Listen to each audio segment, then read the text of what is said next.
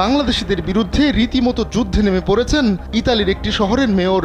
30,000 বাসিন্দার শহর মনফ্যালকন ইতালির অন্য যে কোনো নগরীর চেয়ে অনন্য, কেননা শহরের প্রায় 1/3 জনগোষ্ঠী বিদেশি, যাদের মধ্যে অধিকাংশই আবার বাংলাদেশি মুসলিম। 90-এর দশকে বড় বড় প্রমোত্তরি বানানোর জন্য এই বাংলাদেশিরা মনফ্যালকন শহরে পাড়ি দেন, আর এতেই নাকি মনফ্যালকনের সাংস্কৃতিক নির্যাস হুমকির মুখে পড়েছে বলে দাবি করেছেন শহরটির মেয়র অ্যানা মারিয়া সিসিন্থ।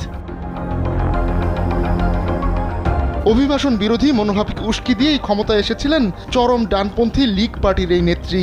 এখন তিনি নেমেছেন নতুন মিশনে। শহর সুরক্ষার নামে এই মিশনের আওতায় সাংস্কৃতিক ঐতিহ্য হিসেবে খ্রিস্টান মূল্যবোধকে সুপ্রতিষ্ঠিত রাখার ঘোষণা দিয়েছেন মেয়র অ্যানা মারিয়া। বাংলাদেশের একমাত্র multinational tiles brand RAK ceramics.